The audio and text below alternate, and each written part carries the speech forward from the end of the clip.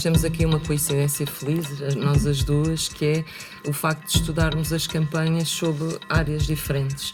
A Sónia, como antropóloga, tem tido um trabalho, não é, sobre o estudo das campanhas, e eu como historiadora de arte e, portanto, incidindo particularmente nas componentes artísticas que as campanhas tiveram. Portanto, uma vez ocorrido o 25 de Abril e conduzido por militares, é natural que o povo português se interrogasse que militares eram estes, uma vez que as experiências dizem que quando há militares a combater ditaduras, naturalmente aparece uma ditadura pior que a anterior.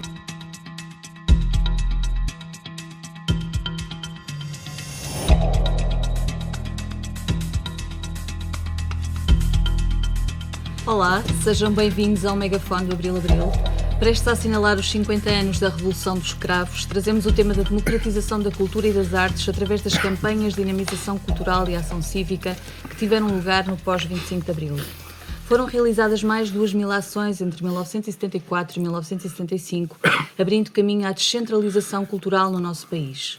A ligação da cultura à vida e o papel das artes neste processo são assuntos que lançamos para o debate entre quem dirigiu e participou nas campanhas e quem se dedica à investigação deste período. Sem a habitual moderação, as investigadoras Cristina Pratas Cruzeiro e Sónia Vespeira da Almeida irão conversar com David Evans, Manuel Begonha e Manuel Augusto Araújo. Bem-vindos. Obrigada. Obrigada. Cristina Pratas Cruzeiro é investigadora auxiliar no Instituto de História da Arte da Universidade Nova de Lisboa, tendo várias publicações sobre o tema das práticas e dinâmicas artísticas desenvolvidas após a Revolução. A antropóloga Sónia Vespeira de Almeida é professora no Departamento de Antropologia na Faculdade de Ciências Sociais e Humanas da Universidade Nova de Lisboa e investigadora integrada do Centro em Rede de Investigação em Antropologia, tendo realizado a sua tese de doutoramento e escrito vários artigos sobre esta temática. Artista plástico autodidata, David Evans realizou numerosas exposições individuais e coletivas e foi diretor da Galeria Judite da Cruz nos anos anteriores à Revolução. Participou em algumas ações das campanhas como artista plástico e é atualmente tradutor e investigador no Centro de Estudos Ingleses de Tradução e Anglo-Portugueses na Faculdade de Ciências Sociais e Humanas da Universidade Nova de Lisboa. Presidente da Assembleia Geral da Associação Conquistas da Revolução, Manuel Begonha foi membro do Conselho de Classes da Armada e da Assembleia do Movimento das Forças Armadas, o MFA, tendo coordenado as campanhas de dinamização cultural. É coautor do livro MFA, Dinamização Cultural, Ação Cívica, e autor de A Viagem da Corveta e 5ª Divisão MFA, Revolução e Cultura. Quem segue o Abril Abril certamente já leu Manuel Augusto Araújo, o nosso colaborador. Foi um dos fundadores da Casa das Artes de Tavira, que dirigiu durante 15 anos, e preside a Associação Cultural Oficina Bartolomeu dos Santos. Com imensa atividade na área editorial, musical e das artes plásticas, Manuel Augusto Araújo escreve com regularidade para a imprensa generalista e especializada sobre artes visuais, arquitetura, estética e política. Mais uma vez agradeço a todos terem aceitado o nosso convite, desejo-vos uma ótima conversa e passo então a palavra à Cristina.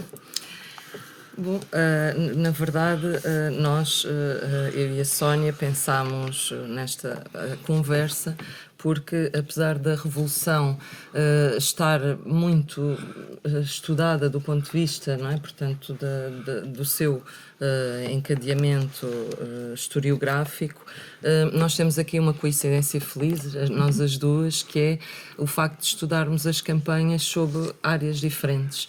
A Sónia, como antropóloga, que no fundo tem tido um trabalho muito importante, não é, sobre o estudo das campanhas, e eu como historiadora de arte e, portanto, incidindo particularmente nas componentes artísticas que as campanhas tiveram, mas procurando aqui associá-las, e em ambos os casos fazemos-lo, a outras questões como a própria democratização e descentralização cultural, não é? E como as campanhas foram determinantes para esses aspectos, que são, de alguma forma, também valores de Abril.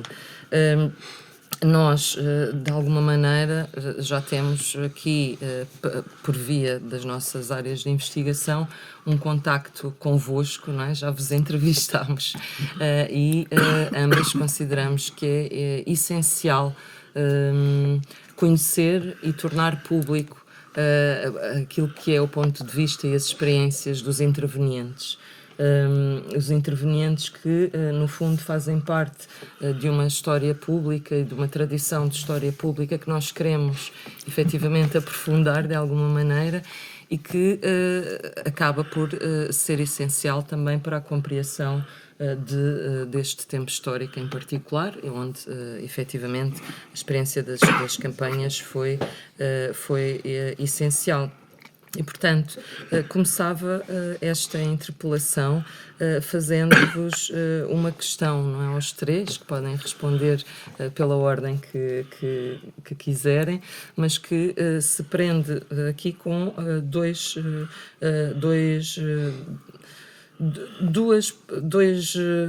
duas óticas da questão. Uma delas é qual foi, não é, quais foram as vossas motivações para, na altura, não é, integrarem ativamente o processo revolucionário, a partir das suas várias componentes e particularmente, não é, no caso do Manel Begonha e do David Evans, a questão das campanhas de dinamização cultural e ação cívica, mas também do ponto de vista da própria democratização cultural e das várias ações e iniciativas que se realizaram nessa altura. E, passados 50 anos da história, foram protagonistas e intervenientes diretos, como leem a forma como hoje, não é? Se olha para o que aconteceu. E não sei quem quer começar. Eu talvez pudesse começar e fizesse, se me derem licenças, meus companheiros, claro, um ligeiro enquadramento para nos podermos situar. Portanto, uma vez ocorrido o 25 de Abril e conduzido por militares, é natural que o povo português se interrogasse que militares eram estes, uma vez que as experiências dizem que quando há militares a combater ditaduras, naturalmente aparece uma ditadura pior que a anterior. E nós ficámos determinados, desde logo, a chegar até a todo o povo português e aos militares e explicar o que se passou. Simplesmente, com as vicissitudes que se seguiram, quem estava no poder era o general Spínola, que entendia que os militares não tinham saído dos quartéis. E nós só conseguimos iniciar as campanhas em outubro, com uma conferência de imprensa no Palácio Foz, integrando, portanto, uma delegação de militares, nessa altura chefiada pelo Ramiro Correia, um homem de extraordinário valor e que é muito importante não deixar esquecer, e da parte da cultura, o diretor da Cultura, Polar e Espetáculos, Vasco Pinto Leite. Portanto, a decisão foi organizar campanhas para, em primeiro lugar, dar a conhecer o programa do MFA, porque o MFA não se apresentou de mãos vazias na Revolução, ele apresentou um programa ao povo português. E era preciso explicar esse programa. Por outro lado, como já estávamos em outubro, as Forças Armadas, uma vez libertas de um jugo, de uma disciplina que se desabituaram um bocadinho, começaram a criar a fama de ser um bocado desorganizadas e pouco bem fardadas, e etc. E nós entendemos que era preciso demonstrar que isso não era verdade. E resolvemos que as campanhas deviam ser, numa primeira fase, feitas por unidades do tipo comandos, paraquedistas ou fuzileiros, que eram bem enquadradas, bem uniformizadas e que, portanto, representariam muito bem as Forças Armadas portuguesas. Por outro lado, nós sabíamos, pessoas que aqui estão ao meu lado, que os militares fizeram o que puderam, mas a Revolução não se ficou a dever apenas aos militares. Ela ficou a dever-se muito ao trabalho que aqueles, até ao dia 25 de Abril, trabalharam na clandestinidade, na oposição, que foram torturados e que, enquanto oficiais milicianos e enquanto outros conhecimentos, como é o meu caso, deram-nos muita informação. Eu, como sabem, sou oficial de Marinha e, fazendo um bocadinho um enquadramento atrás, a Marinha, desde 1968, reúne no seu clube militar naval gente da oposição. Portanto, fazíamos reuniões semiclandestinas onde a juventude dessa altura se começou a habituar a ouvir falar em revolução. Portanto, não admira quando se deu o abril de 74, muita gente mais ativa politicamente fosse da Marinha, embora, evidentemente, face à falta de elementos, quem teve a parte de leão no 25 de Abril foi o Exército, como é óbvio. Bom, dito isto, havia outra questão muito importante, que era o Pacto Ibérico, que estava ainda em funcionamento.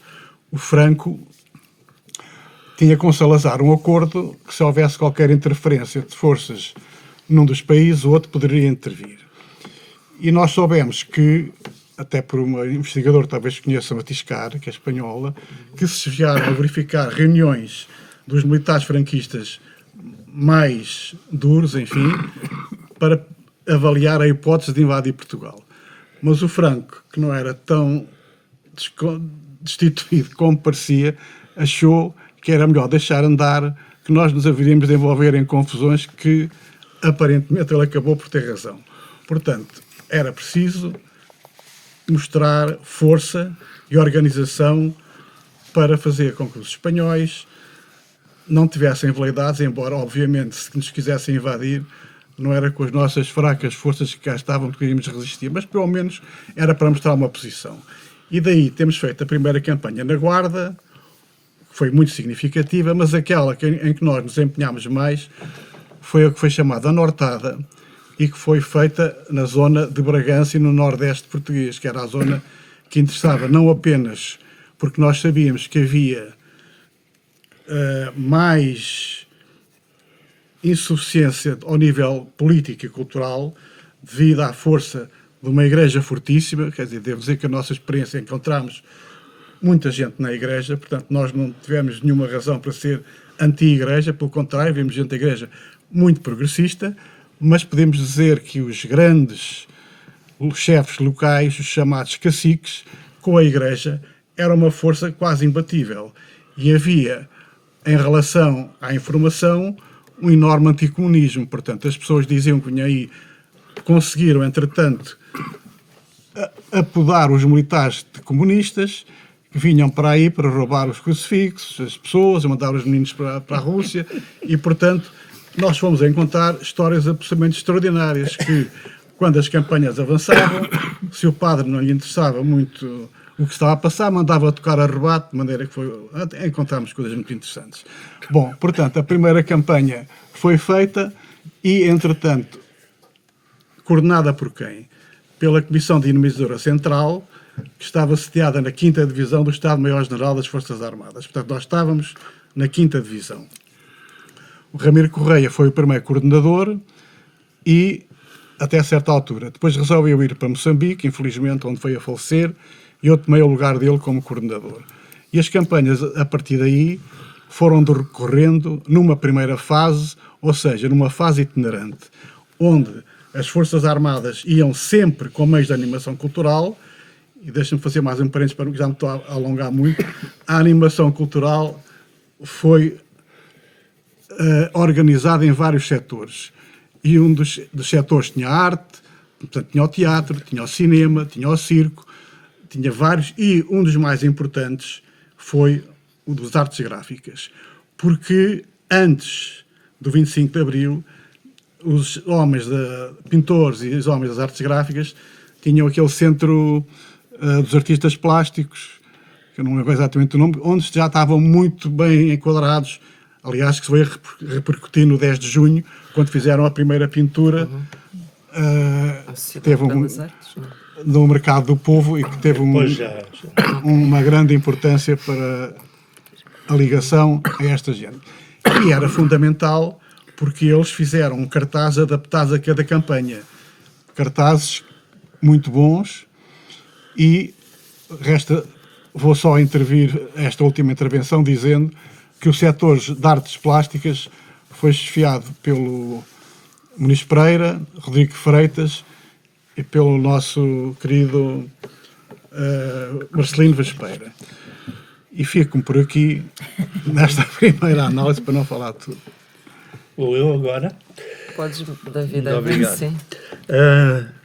Sim, senhora. Nós começamos, de facto, muito antes de outubro. Tudo começou no 1º de maio, em Liberdade, que foi uma experiência absolutamente extraordinária para todos nós. Durante aquela primeira semana havia dúvidas relativamente à direção que a Revolução ia tomar. Eu lembro-me que na própria noite do 24 de Abril eu tinha ido com a Helena Lapas, a minha mulher, jantar em casa do grande escultor Jorge Vieira e a sua mulher, que era lá para os lados de Estoril ou Cascais. E obviamente discutimos o que tinha acontecido 15 dias antes, que foi a saída de tropas desde Caldas, foi de 16 de março. Exatamente. E eu lembro-me de ter dito nessa altura ao Jorge Vieira: olha, Jorge, está por um fio. Ele disse: quantas vezes é que eu já ouvi dizer isso, pá? Eu sou mais velho do que tu, eu estou aqui há muito mais tempo, eu já vi várias vezes saídas e tentativas e tudo, e enfim, vamos ver, mas eu duvido muito. Eu disse: não, eu tenho a certeza, sinto que vai haver qualquer coisa e muito em breve. Às 5h30 da manhã recebi uma chamada telefónica de Kitty Centeno, a irmã da académica Ivete Centeno, e que disse assim: não saias de casa, há tanques aqui ao pé de mim na rua. E disse: que bom, eu disse, isso tem que ser bom. E nessa altura fiz um desenho, não sei onde é que eu pus, infelizmente, como quantos outros desenhos, em que acabei por escrever Coronéis ou Liberdade. E esse desenho não faço ideia onde está, mas enfim, esse foi logo no 25 de Abril, mas durante a primeira semana ninguém tinha realmente a certeza sobre o que é que ia acontecer. Olhávamos para as caras dos membros da junta que não inspiravam confiança nenhuma, sobretudo o Spínola, embora tivesse escrito aquele livro que de certa forma inspirou certas facções militares, não é? A seguir em frente. Mas foi nesse 1º de maio que começamos a sentir que havia possibilidades de uma transformação profunda da sociedade. Reunimos debaixo da estátua de António José de Almeida, como tinha acontecido muitas vezes antes, no 5 de outubro, e havia escritores e artistas, e combinámos já nessa altura marchar juntos. E marchar, gozar da situação juntos. E foi uma manifestação colossal de grande unidade e de afirmação da revolução. E foi a partir daí que perguntamos uns aos outros: mas daqui onde vamos? Pronto, o que é que vamos fazer agora?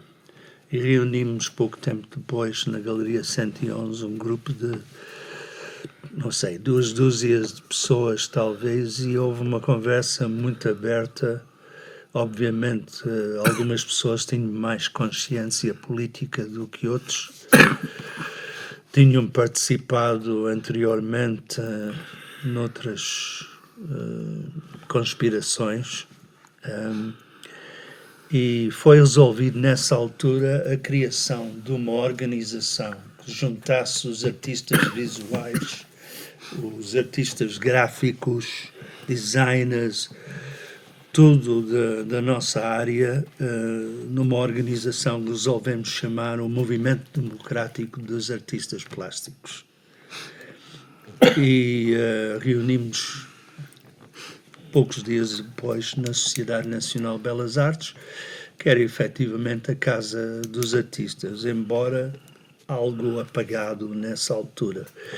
Mas começou a haver uma série de reuniões muito participadas em que apareciam dezenas e dezenas de pessoas que nunca tínhamos visto, e que todos queriam dizer qualquer coisa.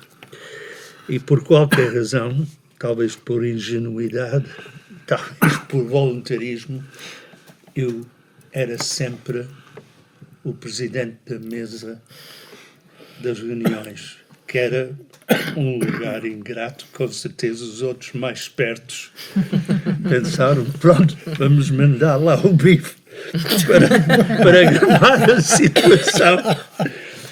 E, enfim, mas chegava-se a conclusões, e uma das primeiras conclusões que houve foi que tínhamos que fazer qualquer coisa para tornar pública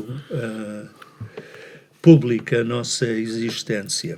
E resolvemos, de facto, a fazer uma espécie de agitprop, assalto contra a estátua de Salazar no Palácio Foz, que estava ainda lá, intocável e intocado, ao meio do Larguinho, em frente da praça. Uma escultura do Francisco Franco, nada mal, artisticamente. Não tínhamos nada contra o escultor, nem a escultura, mas sim, obviamente, o que representava. E embrulhámos aquilo, saímos uns 30 ou 40 de sociedade, no dia 28 de maio, dia fatídico, obviamente, e embrulhamos a estátua de Salazar. Eu acho que vocês, a palavra é mortalha, não é? Sim. Foi um pano preto. Pano preto, eram mortalhas que nós levávamos. E com uma grande faixa que dizia Movimento Democrático dos Artistas Plásticos. E o primeiro a subir foi o caldeireiro, o Júlio Pereira, que era uma figura lá da brasileira do Chiado, que tinha sido preso nos anos 50 e, como era operário, certamente não foi tratado com deferência pela PIDE. Havia quem dizia que se notava nisso no seu comportamento. Mas, enfim, subiu ele e foi assim que foi feito. E houve naquele momento, um momento que foi para mim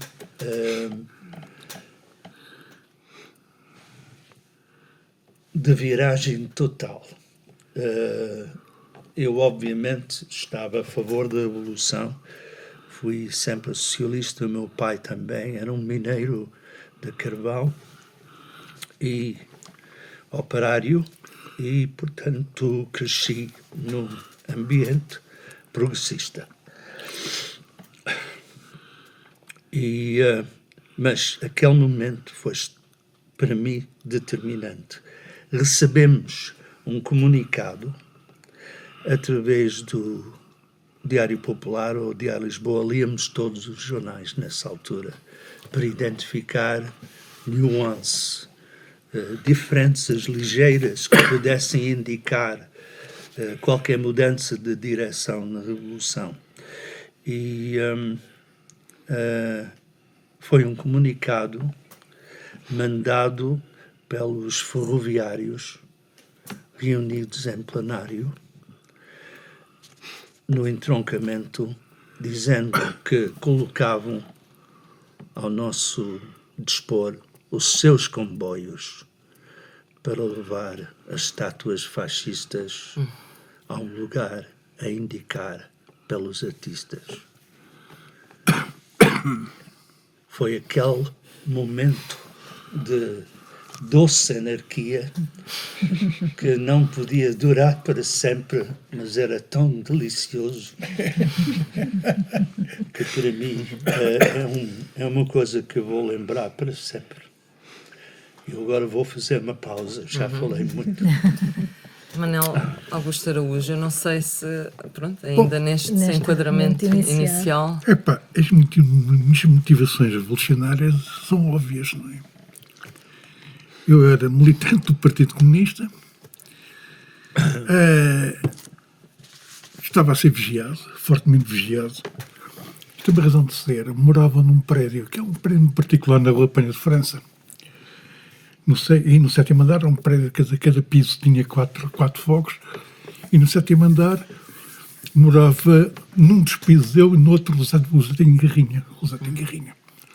As nossas mulheres ainda vivem lá, pá, alegremente olharem para Lisboa, que aquilo tem uma vista magnífica para Lisboa. Bom, nós já bastante antes, pá, umas 3 semanas antes do 25 de Abril, 3 ou 4 semanas, epá, a malta estavam a ser vigiados assim, pá, isto é para ti, é para mim, é para os dois. Então, bom, o Tengarrilha lá foi preso. Foi preso 15 dias antes. Dizem, não sei com que validade tinha isto, que na sexta-feira, a seguir ao 25 de Abril, estava prevista outra vaga de prisões da PIDE e que eu estaria nessa lista. Pá, não sei se é... Contaram-me esta, pá, não tem verdade factual nenhuma.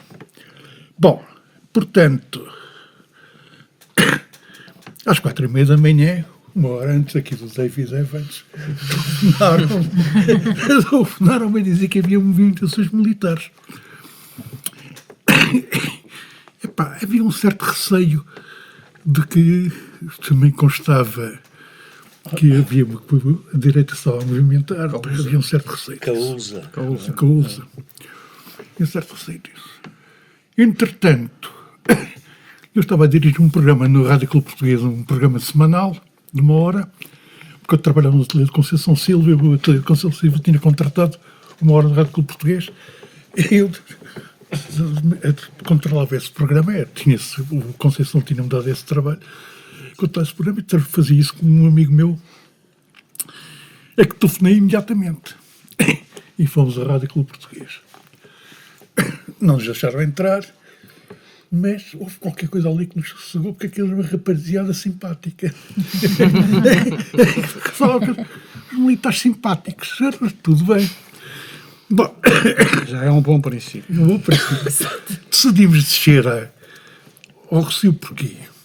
No Rossio, nessa altura, havia um quiosque, que era o El Paso, que era uma coisa que nós, daquelas noitadas do bolero e do café gelo, íamos lá às 3 da manhã beber qualquer coisa para fechar a noite. Opa, e aí é que nos chamou a atenção para tudo o que estava a passar no terraço. Pronto. Depois andámos a deambular por Lisboa, seguindo as movimentações. À noite, digo isto, partilha a inquietação aqui do David. Quando vejo aquela Junta de Salvação Nacional, não é só o Spínola, é o Galvão de Melo. Sim. Era outro rapaz que eu tinha conhecido, Silveira que eu fiz a tropa da Força Aérea. Aliás, não completei, fui preso de tanques para Caxias. Epá, que era o Diogo Neto. O Diogo Neto. Força Aérea. Aquilo era um bocado sinistro. Assim. Mas o que é que isto vai dar? De qualquer maneira, é claro que o partido já estava a movimentar e a organizar o que já estava organizado antes, mas que por acaso tinha sido suspenso. Pouco antes do 25 de Abril, entre 16, o golpe das Caldas e o 25 de Abril, houve ali um período de suspensão de reuniões do partido, etc. Bom,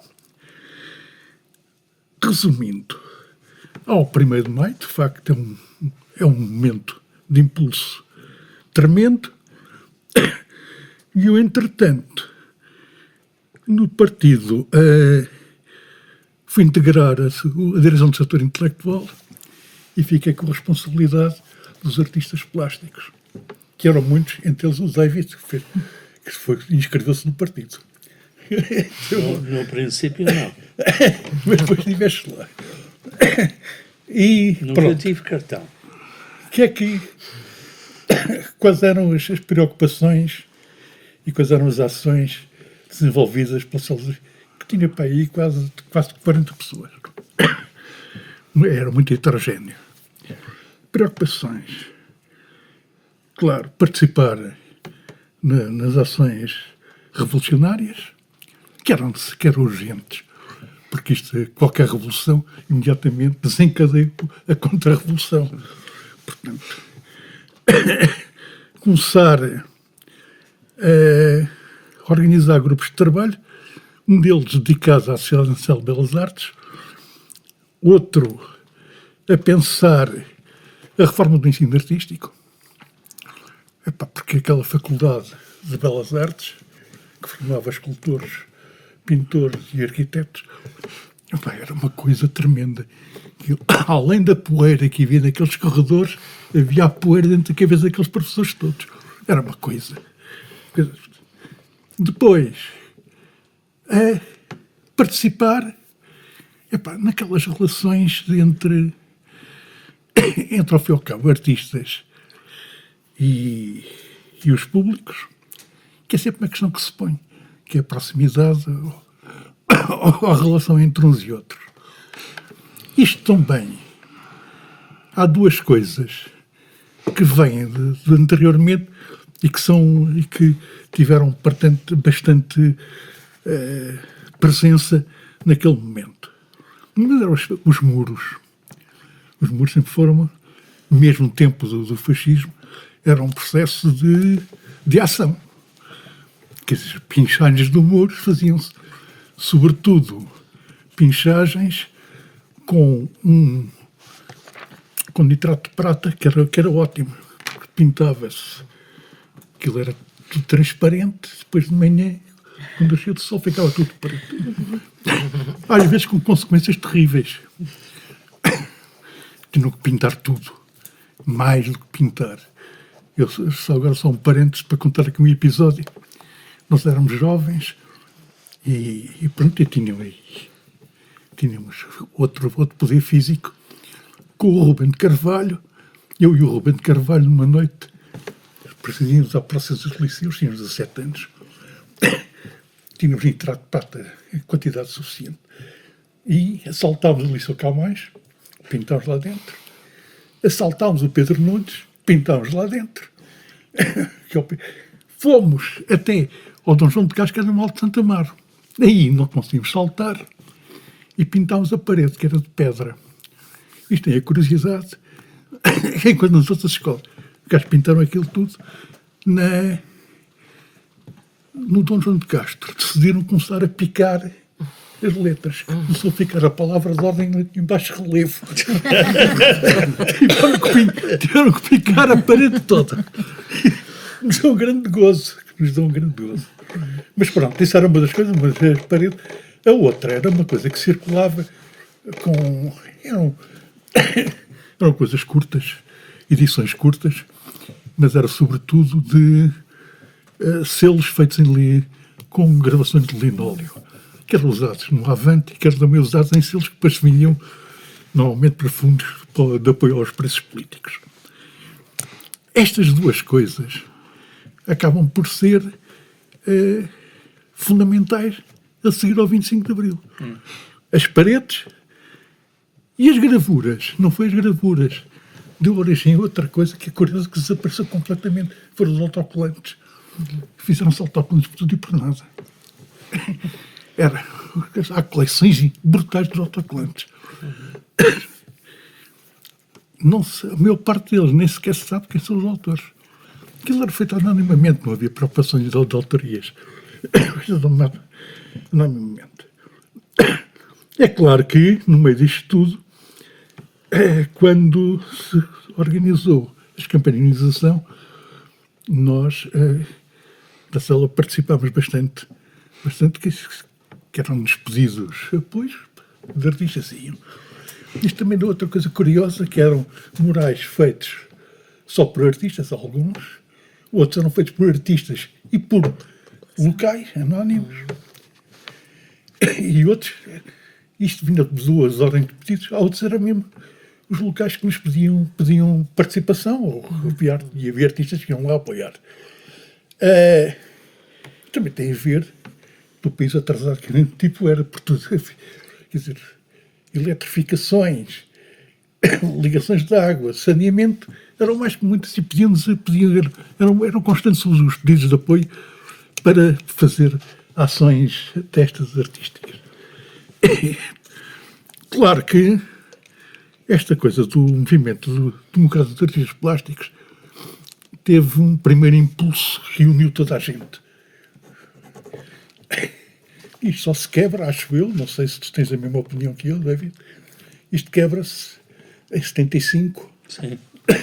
quando os Jogos de França decide recuperar a posição que a AICA, a Associação Internacional dos Críticos de Arte, tinha ficado normalmente, estava a ficar em segundo plano, e os Jogos de França decidem organizar uma exposição de artistas para irem acompanhar a ida do Costa Gomes a Paris. Isto é uma controvérsia brutal. Foram todos escolhidos pela AIC, pelos críticos da AIC, o França, o Rui Mário Gonçalves, o Pernes e o Bronze, e acabou por não ir, que deu uma confusão. E isto fez realmente um corte neste movimento democrático dos artistas plásticos. Esta exposição depois vai um ano depois, ou ano e meio depois, a Paris, e para espanto, acho eu, não sei se eles ficaram espantados, dos críticos de arte, a crítica francesa recebeu aquilo friamente. Ao fim e ao cabo, os pintores portugueses, revolução, e os artistas, nada. São iguais aos que nós já conhecíamos e os que fazem cá. Isso é ler as críticas que saíram por lá na altura.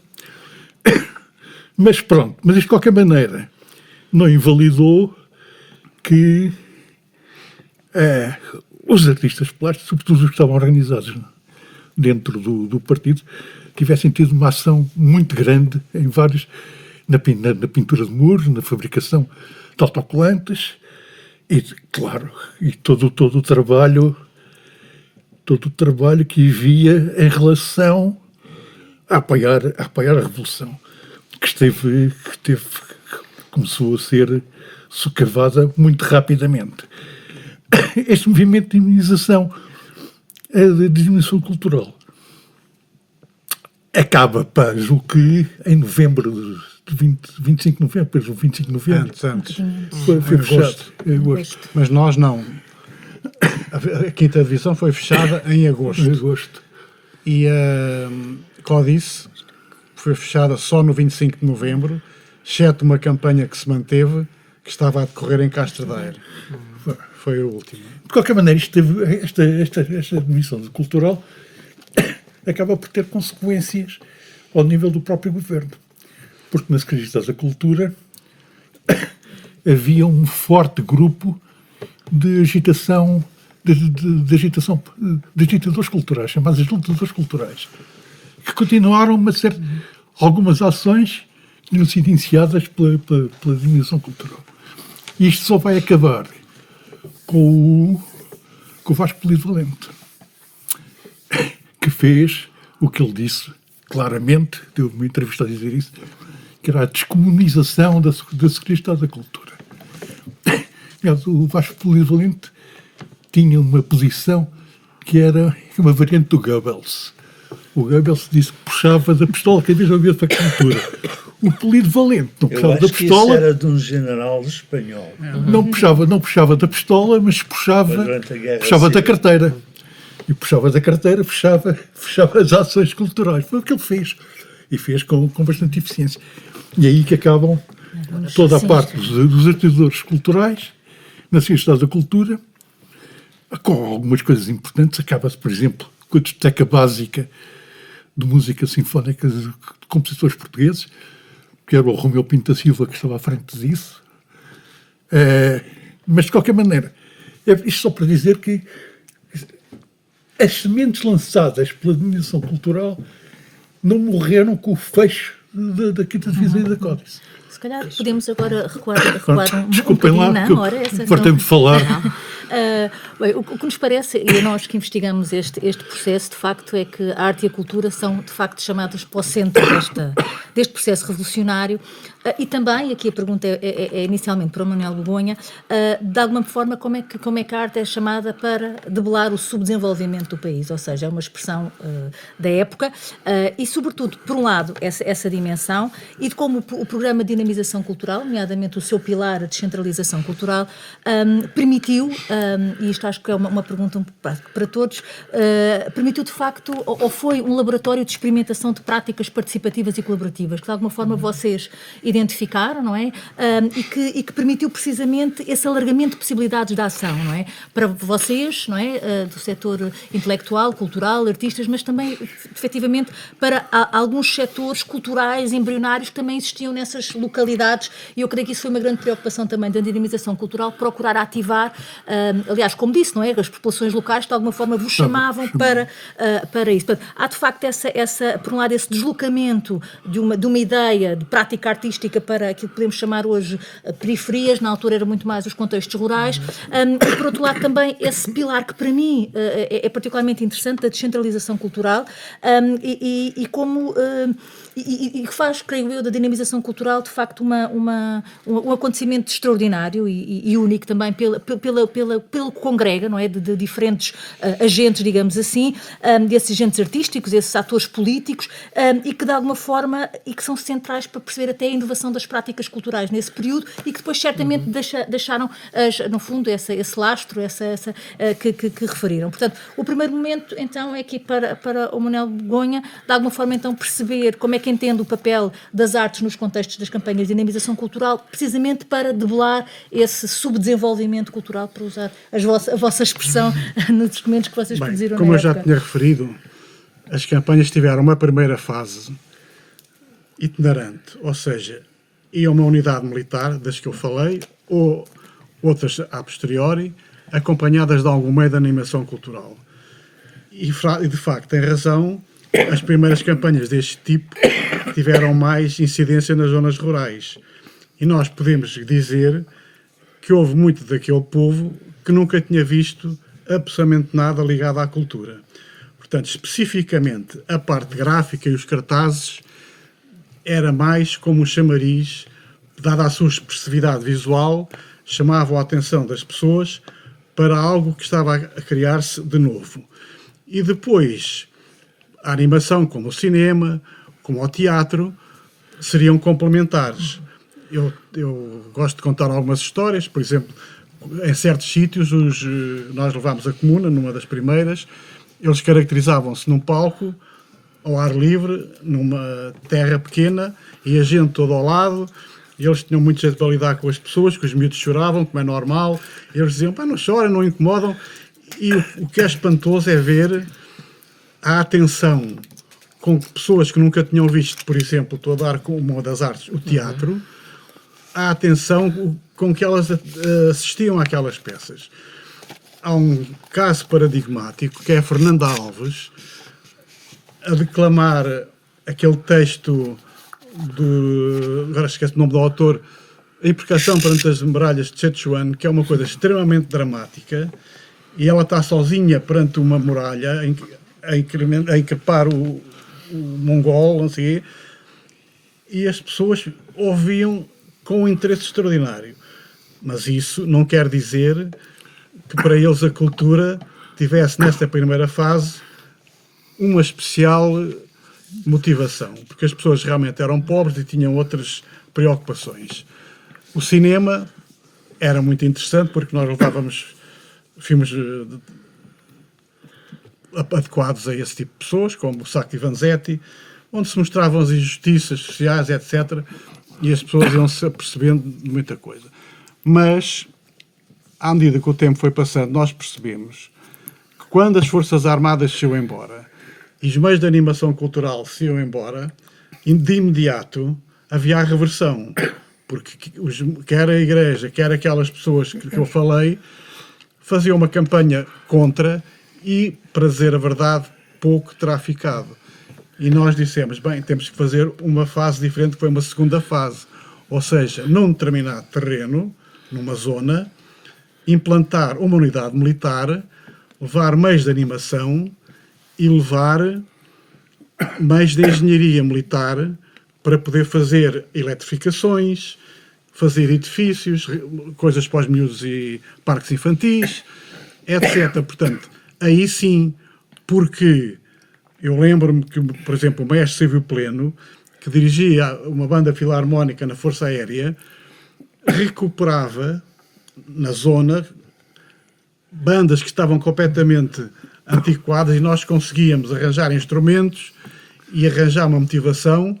E uma das coisas positivas da dinamização cultural, aproveitando isto como um exemplo, é que nas campanhas desta natureza fixas, nós conseguimos recuperar grupos de teatro que ainda permanecem, bandas filarmónicas e um certo número de manifestações culturais que foi do pouco que ficou.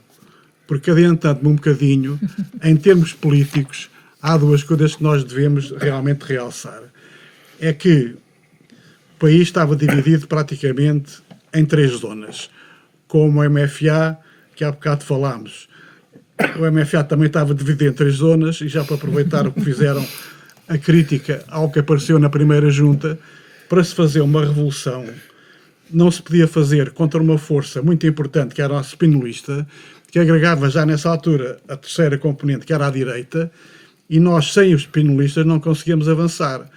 E eles tentaram também, não foram apenas, mas uma primeira tentativa, que também o hotel teve metido, que foi o 16 de março. Portanto, a partir, como já aqui foi dito, do dia 26 de abril, começou a Contra-Revolução. Bom, isto para dizer que o país estava dividido em 3 zonas.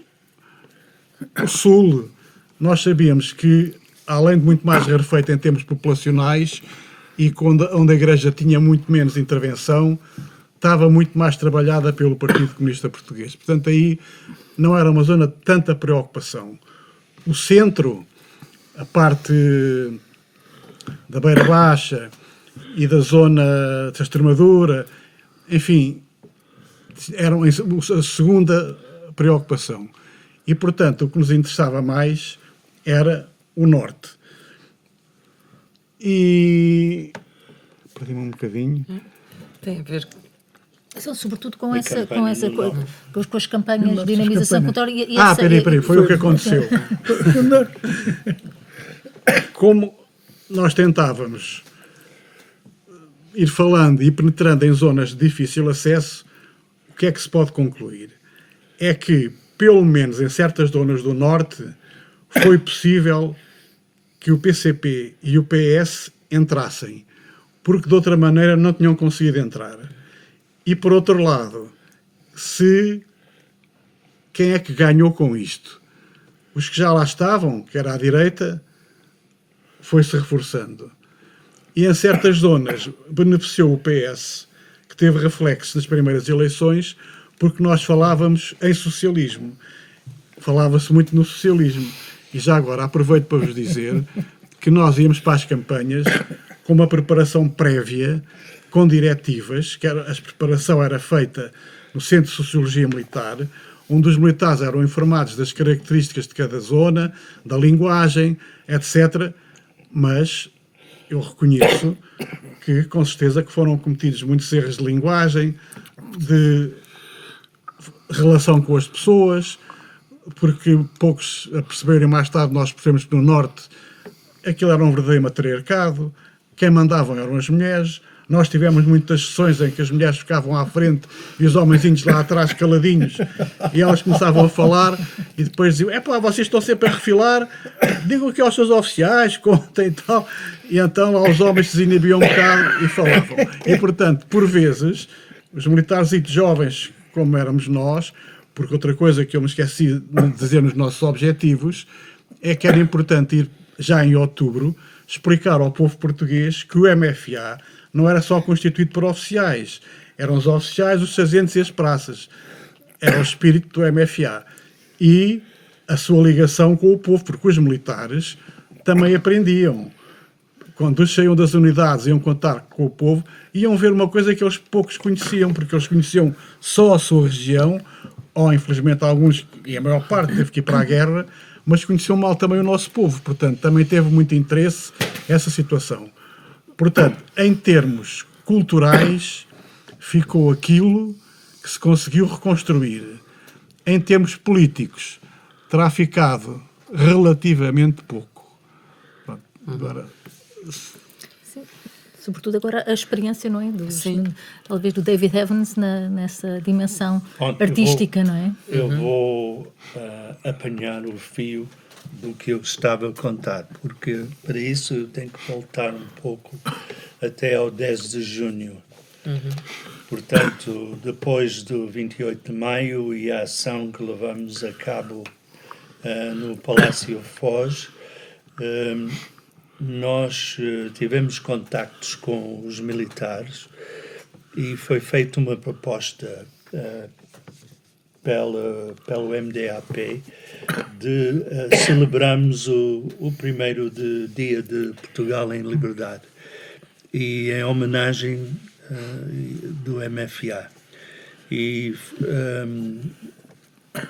com a ajuda dos militares, obviamente teria sido impossível de outra forma, foi montado na Galeria Nacional de Belém, que era um edifício que tinha sobrevivido da grande exposição de 1940 e que estava meio abandonado. Foi montado uma grande tela, nem sei onde é que eles arranjaram tanta tela incrível, se calhar o Manel sabe, com 16 metros por 4,5, com 2 andares de andaimes, e no dia chegamos lá e quase sem esquema, sem preparação, sem saber o que íamos fazer. Mas o milagre aconteceu de facto.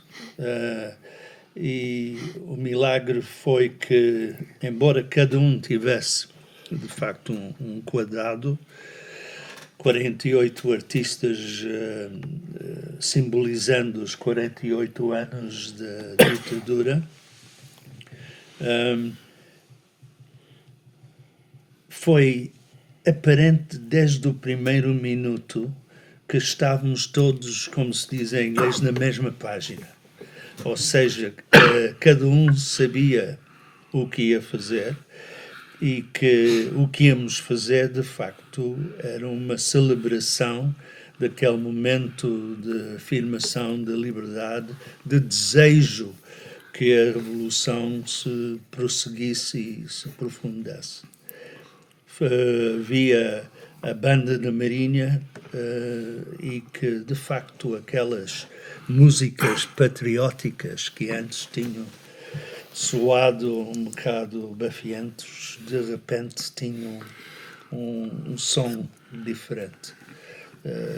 Foi um momento emocional e houve também um coro dirigido pelo grande compositor Lopes Graça, o coro de Amadores de Música, da Academia dos Amadores de Música, que cantou as canções que tinham inspirado a resistência ao regime anteriormente, as heroicas.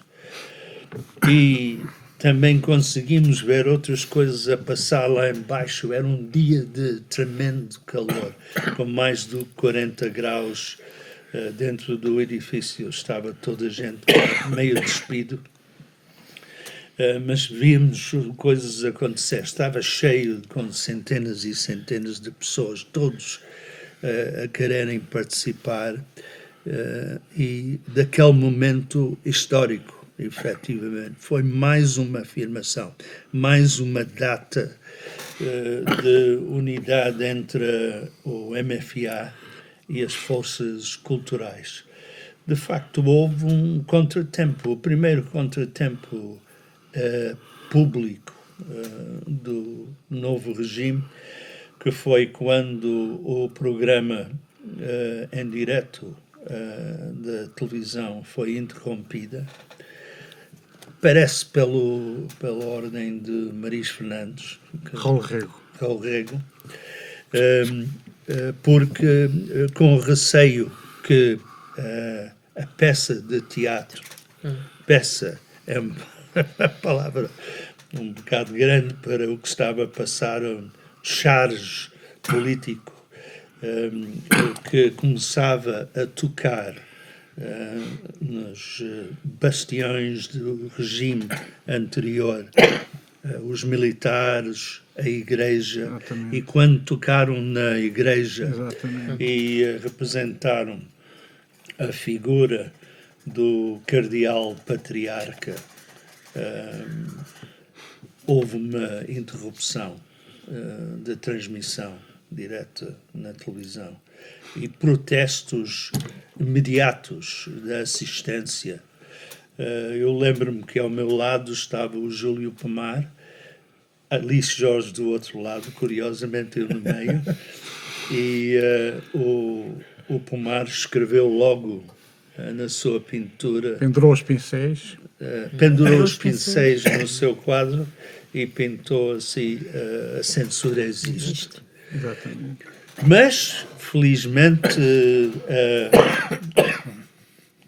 tempo depois, eu não digo pouco tempo porque parecia uma infinidade, foi reposta a transmissão e os ânimos acalmaram. Já agora era o enterro do fascismo pela Comuna. Exatamente, exatamente. Só que tocava nos pilares do regime e os pilares do próprio país. Não foi, de facto, foi certamente a lembrança da Primeira República que, em parte, assinou a sua sentença de morte com o anticlericalismo que queriam evitar. Não só, mas em parte. Eu disse em parte. Mas compreendemos depois. No dia seguinte, o Raul Rego foi até a Sociedade Nacional de Belas Artes pedir desculpa e dizer que tinha sido um mal-entendido. Sentimos outra vez que eram umas pessoas importantes. Pela primeira vez na vida, os artistas eram pessoas consideradas, pessoas que seriam vistos e ouvidos, não pessoas que estavam sozinhos nos seus ateliês, mas que tinham uma força própria. Enfim, isto foi o 10 de junho, mas depois, a primeira colaboração, depois disso, com a campanhas de dinamização, foi no ano seguinte, em Viseu. Eu não participei nesta pintura, eu não sei se o Manel esteve em Viseu. Então, quanto lá de Viseu, eu volto depois a falar de Aldeia de Chã. Não tem nada de especial, foi uma pintura mural, como muitas outras. Foi muito especial, foi o primeiro, e vieram artistas do Porto. Sim, exatamente. Foram artistas de Lisboa, e no início parece que havia uma certa animosidade traída da população, mas que conseguiram depois devido à qualidade do moral, a coisa passou. Mas já agora queria acrescentar à sua modéstia que, de facto, um dos símbolos que mais permaneceu foi gráfico. O símbolo da nossa Revolução é o símbolo do Vespeira e de outros. Dúvida. Portanto, esse perdurou muito para além de tudo o que fizeram de mal à Revolução, ainda hoje. Portanto, é um símbolo extraordinário. Portanto, ficamos a dever muito às artes gráficas e às exposições e aos murais que nós acompanhámos e que, infelizmente, foram gradativamente destruídos. Eu acho que isso é normal. Quer dizer, as pessoas, ninguém teve o cuidado. Faz parte do movimento. É uma- movimento moralista É uma também. Sou efêmero. contribuição Sim, efêmera. exato. Sou efêmero. Não é para guardar. Mas podiam ter guardado. Não, o que podia ter acontecido, pelo menos, era o painel de 10 de junho ter ido à Bienal de Veneza, Ora bem. tal como estava previsto, Exatamente. mas que não foi, Ou ir e a que Paris. foi destruído em 81 com um incêndio mal explicado, ou que foi explicado por as chamas de uma sardinhada que conseguiram pegar fogo a um pavilhão colossal. Mas podia ter ido bem a Paris, acompanhar o Costa Gomes. Mas não podiam, porquê? Pois, já agora, Bom, voltas a isso. voltamos a Aí isto. vai. Porquê? Porque havia a ideia desta rapaziada da AICA que o que os artistas andavam a fazer era bonecos para o povo. Isto foi dito por eles, não estou a inventar nada. Não estou a inventar nada. E realmente há aqui duas maneiras, dois artistas que se sobressaem na Revolução do 25 de Abril. É o Vespeira, Claro. que é uma figura importantíssima, e o outro é o João Mendes. Sem dúvida, São os dois que sobressaem. sem dúvida. Absolutamente. Com a sua colaboração com o MFA, com Sim, sim, bilhetes postais, com Tudo. Postas cartazes, absolutamente com extraordinários. poemas. O Vespeira descobriu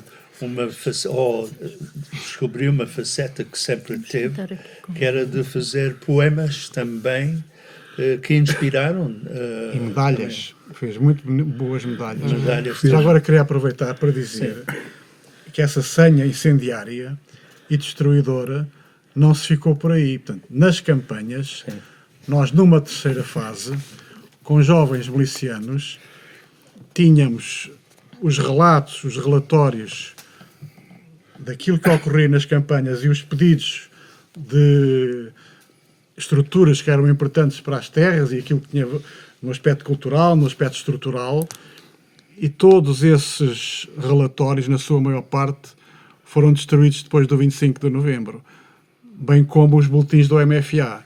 Portanto, muita coisa que teria um enorme valor histórico foram destruídos. Mas eu tenho-me apercebido que de grande valor de colegas vossos que têm andado a investigar, e realmente eu fico pasmado com a perseverança e a capacidade de pessoas como vocês que são investigadores, até onde é que vão, porque há arquivos insuspeitos onde parte deste material aos poucos não tem sido recuperado. Quando eu ouço falar, por exemplo, a campanha de Castelo Branco, não sei o quê, que houve uma discussão com o Conde da Ponte, coisas, porque é evidente, nós em Lisboa coordenávamos, eu acompanhei muitos no local, mas não podíamos ir a todo ao lado, porque a certa altura a coordenação passou para os ramos e depois começou a ser ao nível de cada ramo e nós começámos progressivamente a perder a influência e, portanto, foi tanta coisa que nós não sabemos. E hoje venho a saber que no sítio não sei quê há um relatório no arquivo militar, não sei quê, no resto do chão. É extraordinário. Quero dizer, tem feito um trabalho extraordinário. E eu fico banzado com aquilo. Manel, eu só queria, posso só, se calhar, sim, era só uma pergunta que depois se prende um bocadinho com aquilo que o David Evans referiu. Ou seja, o Manel Bonhas esteve no 10 de junho no Mercado do Povo. Teve. E o que é que recorda desse... Exatamente o que o David... Foi isso. Foi a disciplina com que os pintores aceitaram a partir de 48 espaços, porque não havia lugar para mais velhos, para mais prestigiados.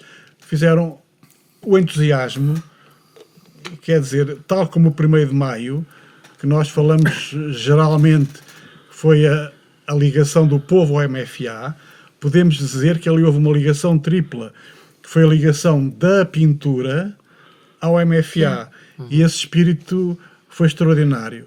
E depois, realmente, a decepção e a angústia que as pessoas sentiram quando, na tal farsa do enterro do fascismo, há ordem para interromper. E, de facto, as pessoas perceberam isto ainda está tremido. É evidente que até Isto andou sempre tremido. Só deu um salto maior no 11 de março, porque andou o 28 de setembro, isto andou sempre aos baldões, porque o Spínola, como toda a gente sabe, não desistiu, evidentemente, e as forças da extrema-direita começaram...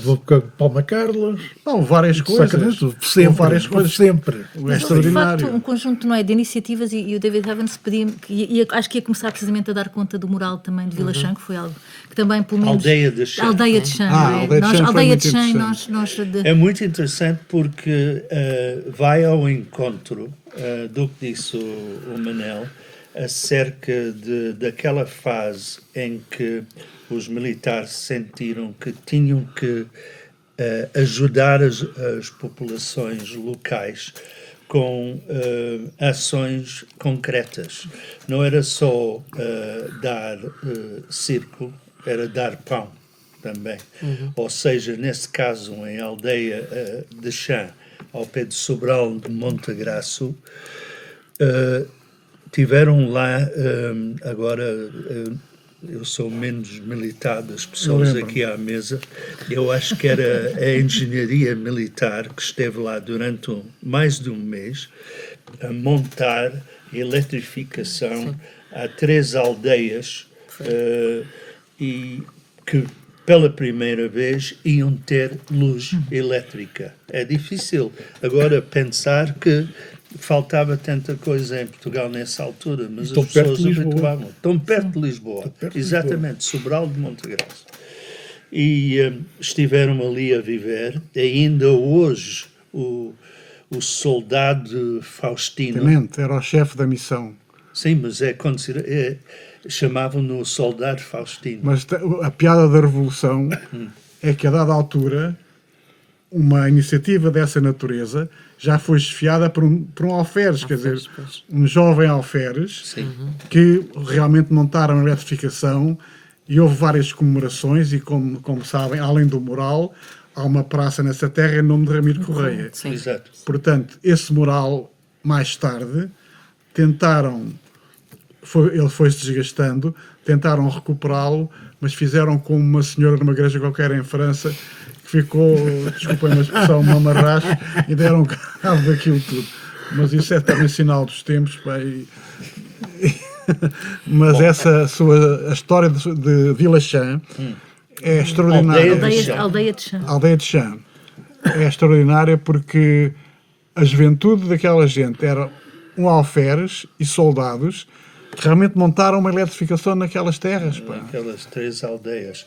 E o que foi absolutamente extraordinário foi, mais uma vez, chegamos em caminhonetas militares, sem saber o que é que íamos encontrar, mas havia, de facto, um andaime. Desta vez, o andaime era de madeira, havia um escadote de madeira e era tudo um bocado periclitante.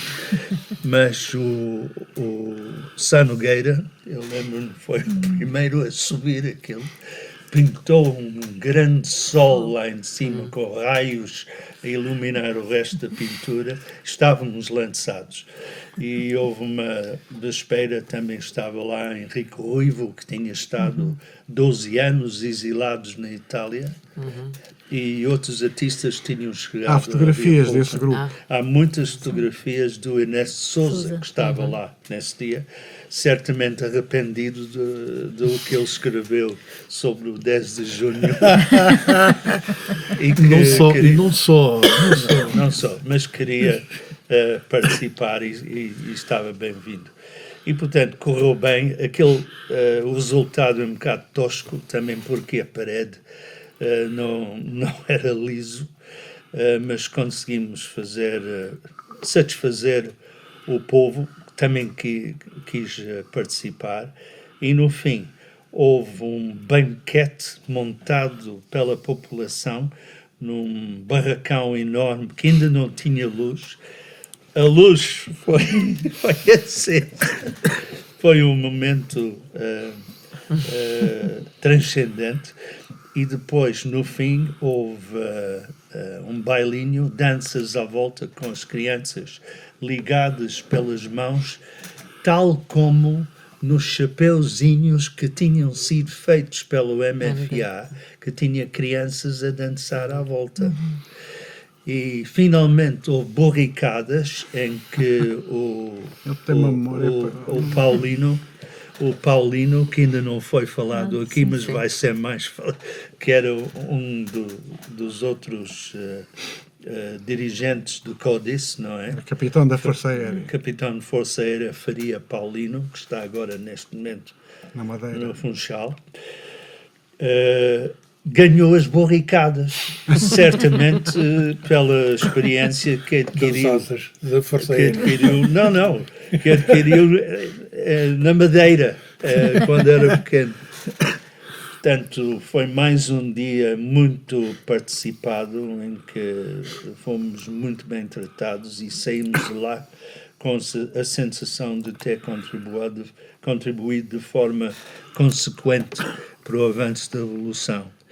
E o que se pode dizer é que a Festa da Luz continua até hoje. E por coincidência ou não se mesmo sabe dia. bem, eu não quero ir por aí, mas já agora digo, durante muito tempo, não sei agora depois deste desastre, aquela terra foi da CDU. E continua a ser, Sobral de parece. Montegraço Continua? Sobreviveu? parece-me que sim. É extraordinário. Sobral de Montegraço continua a ser progressista. Eu, se calhar, antes, não sei, posso passar a palavra? Era só para um pequeno comentário, pronto. Vais-me corrigir certamente. Não vou, não. Vou, de facto, aproveitar as vossas deixas sobre a experiência do 10 de junho aqui da aldeia de Chã, porque eu e a Sónia, efetivamente, nós temos este conhecimento não por experiência própria, não é? Portanto, e conhecemos-o através dos vossos testemunhos e das vossas entrevistas e também dos registros fotográficos e videográficos que existem, por exemplo, na RTP Memória, conserva-se toda a emissão do 10 de junho, desde o início até depois de ter sido Porque foi em direto, cortado, né? foi em E, direto. portanto, eles continuaram a emissão, continuaram a gravar, né? E hoje está tudo disponível. E as fotografias da aldeia de Chã, as do Ernesto Sousa, são particularmente expressivas porque mostram esta particularidade que aconteceu também no 10 de junho, parece-me a mim, que é a de serem eventos verdadeiramente populares, não é? Com um caráter popular extremamente profundo, e onde se tem os militares, os artistas e os, no fundo, agentes, vários dos agentes das artes e as populações, não é? Aqui numa perfeita harmonia, né? Ou pelo menos numa perfeita convivialidade. E eu acrescentaria também, de facto, o painel da Caixa de Depósitos, ou seja, o que o David Evans referiu, que também parece-me são também um dos marcos dessa... Porque depois, em Viseu, exatamente. porque Sim. Esse foi E outro na Figueira o da primeiro. Foz, também foi muito importante. Figueira da Foz. Sim, Esse foi o Este último. não conhecia. mas já agora deixem-me só acrescentar um agradecimento à posterior. Ias falar, desculpa. Vamos já a A seguir. propósito destes artistas e dos outros, porque realmente as pessoas acreditaram. Pá. Se vocês que são mais novos tivessem assistido ao que nós assistimos, pá, a atores de primeira classe, a pintores de primeira classe, sujeitar-se a dormir no chão, não havia sequer a hipótese de falar em Caxias, pá. Eles iam para onde nós indicássemos, nós não mandávamos, indicássemos, sujeitavam-se a dormir no chão, pá. Sujeitavam-se às piores condições para um artista, porque os atores não gostam de ter más condições acústicas, ou isto ou aquilo. Os pintores arriscavam-se a cair os andaimes, pá. Quer dizer, e efetivamente a entrega, o entusiasmo foi extraordinário, pá. Portanto, não ficaram a ver nada aos militares, pá. Cumpriram muito bem, e nós temos sempre essa sensação de um grande agradecimento e do grande contributo que tiveram para a Revolução. Manela Epá, Augusto, isto era uma... É difícil hoje perceber a cavalgada que isto era. e a quantidade de pedidos que existiam. Porque isto, quer dizer, é típico. Eu acho que é típico de Portugal da altura, que uma terra perto de Lisboa, como Sobral de Montagraça, não tivesse eletricidade. Mas isto aí era frequente. Portanto, nós recebíamos, lá na sala dos artistas populares, pedíamos pedidos do M, lá da Quinta Divisão, recebíamos pedidos diretos das aldeias, e sobretudo do Alentejo, da parte do Alentejo, e também de Ribatejo. Eles diziam-nos isso. Eu julgo que há aqui duas coisas que tiveram um ponto de encontro. Uma delas é o impulso da Revolução e a esperança que a Revolução produziu em todos, e realmente foi uma coisa extraordinária. A outra era uma coisa que já vinha atrás nos artistas, que era a ligação dos artistas com o seu público, que não existia praticamente. Se nós formos ver um dos dramas, por exemplo, do neorrealismo, assim, quem é que os lia? Não era o público em que eles se dirigiam. Temos coisas de trabalho de escritores e pintores com trabalhadores. É o ciclo, por exemplo, o ciclo do arroz. Há o exemplo das heroicas que aqui o David citou, em que o Graça tem o cuidado, o Graça e os poetas que escreveram as canções, tem o cuidado de tornarem a letra acessível e perceptível. E o Graça, a música possível de ser cantada mesmo que tivesse falhas. Coisa que ele, no coro da Academia de Música, não permitia, que há desvios. Mas, cantando em público, quando o público participava, ele aí devia esta proximidade. Isto perdeu-se. Isto depois acabou por onde entrou na normalidade, perdeu-se. Mas realmente foi empolgante. Foi um tempo e que nos fez acreditar na Revolução. Apesar de tudo apesar do 1º de maio de 76, que já foi a desgraça que foi. Mesmo assim conseguimos lançar um manifesto que congregou muitos artistas de várias tendências, aí já separados politicamente, mas de várias tendências. Mas há aqui uma... há aqui realmente um impulso, que foi o impulso que se sentiu no 25 de Abril, não é? Então, o gajo viu aquilo todo assim, então, isto já não nos tiram, mesmo olhando para a Junta de Salvação Nacional. Mesmo olhando para assim, isto já não nos tiram isto. Pronto, e realmente não, quem participou nisto já nem, eram coisas nas condições que houvessem, as pessoas faziam. E estavam todas em conjunto. E e o país também estava tão atrasado. Tão atrasado, também permitia esta velocidade. Eu queria só frisar aqui uma questão.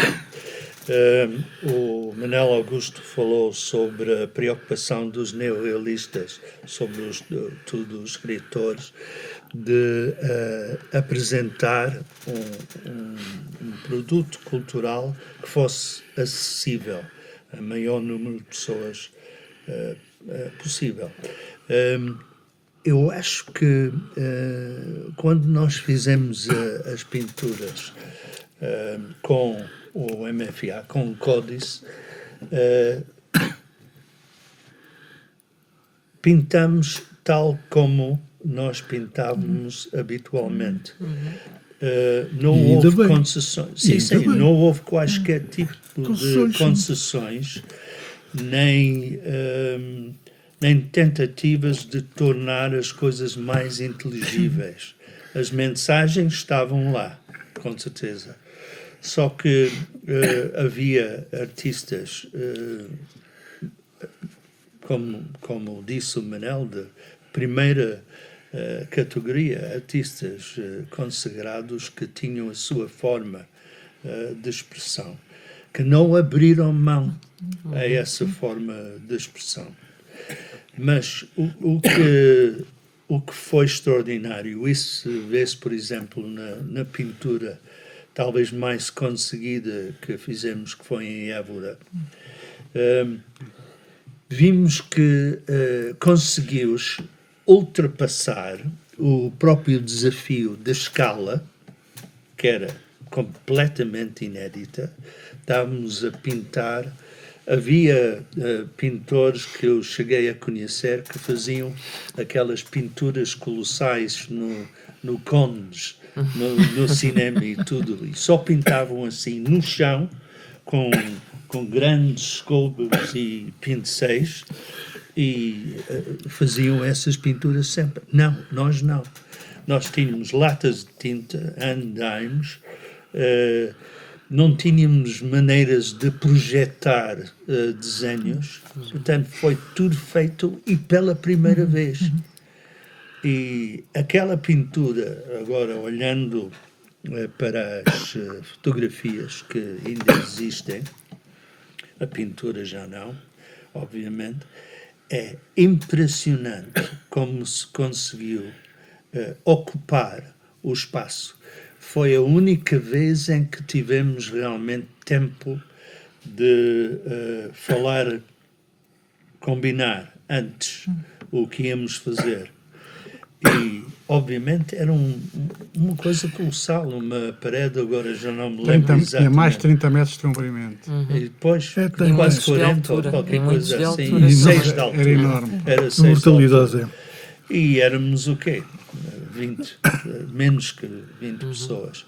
Conseguimos fazer aquilo num fim de semana, que foi um esforço, bom, milagroso. A palavra é milagroso. Nós tivemos a boleia dentro da caminhoneta, do autocarro da tropa, até ali. Ficamos de um dia para o outro e, portanto, tivemos tempo de discutir. Mas, basicamente, era assim.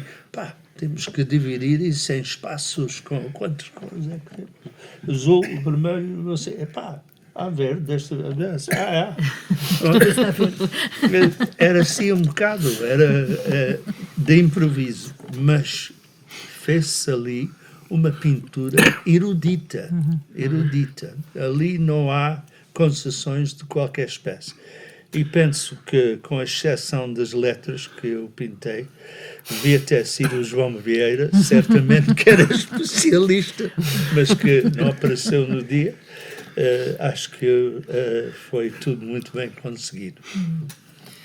Bom, nós encaminhamos-nos para o fim, não é? Desculpa, Mas só uma coisa. Os neorrealistas também não faziam concessões. Não. O Graça também não fez concessões, nem os poetas. Tiveram nada pior do que fazer concessões. Claro. Exatamente. Era menorizar. Nada pior que fazer concessões. Claro. Portanto, ninguém. Só queria frisar esta. Ninguém tinha que fazer concessões, e ainda bem que não faziam concessões. Ninguém estava disposto a fazer concessões. Mas eu só queria aqui tomar só aqui uma pequena nota por causa das bandas filarmónicas. A importância que houve em bandas que estavam com o seu instrumental degradado. Sim. Dados novos instrumentos é fundamental. Porque a certa altura as bandas, antes não havia os conservatórios, mas as bandas filarmónicas eram as escolas de música para todo o país. Eram de facto as escolas de música. Bom, como eu dizia, estamos mesmo a encaminhar-nos para o fim. Pronto, se calhar... Eu trouxe uma coisa que é uma surpresa. Ok. Com a licença, sobretudo aqui, de Manuel Begonha, queria trazer à baila uma coisa que eu descobri numa gaveta. Pois era. Depois do fim de Códice e o que eu chamo The Short Revolution, ou seja, de dia 25 de Abril até 25 de Novembro, houve uma série de programas na televisão culturais, acho que era domingo de manhã, ou sábado, era fim de semana, que eram com... qual é a palavra? Apresentados pelo capitão Faria Paulino, que fazia parte da Códice e esteve, por exemplo, em Villachã. E descobri esse livro que chama-se Cartas e Poemas ao Capitão Paulino.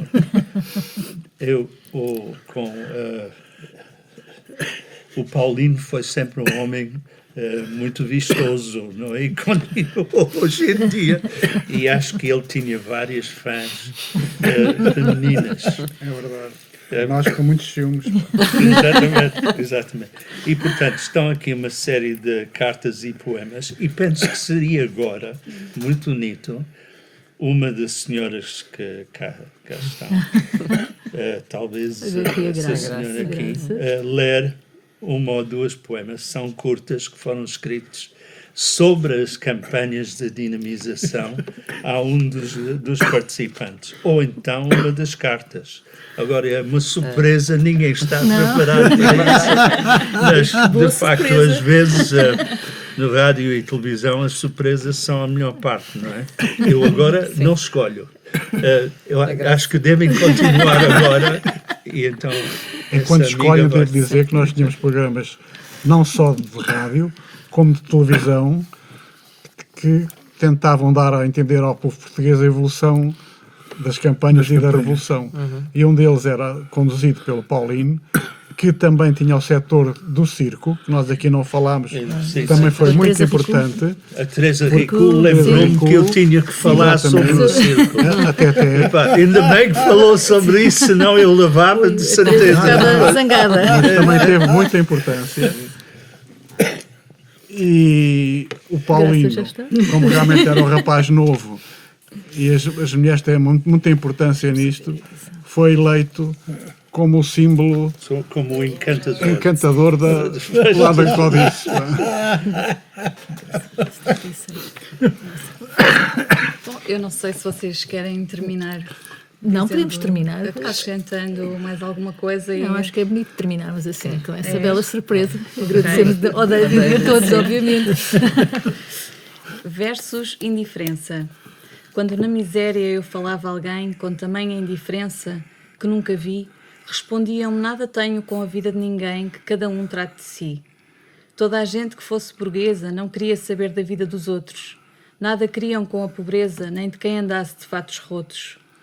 Enquanto os ricos vestiam fatos elegantes, ganhavam montes de dinheiro gastando com as suas amantes, havia miséria no mundo inteiro. Enquanto os trabalhadores trabalhavam para os enriquecer, os altivos e grandes senhores dos pobres não queriam saber. Antigamente os pobres operários aos patrões não podiam dizer: queremos aumento de salários, passamos fome, isto não é viver. Num 25 de Abril fez-se a revolução. Queremos paz, não queremos guerra. Teremos que estar alerta com a reação. Queremos igualdade, qual seja a nossa terra. 15 de maio de 1975, Maria Lisete. Muito obrigada. Acho que foi uma forma muito boa de terminar. Obrigada. Os pintores são muito criativos. O Megafone é o podcast do Abril Abril. Os episódios estão disponíveis no Spotify, Mixcloud, YouTube, Stitcher e sempre em abrilabril.pt.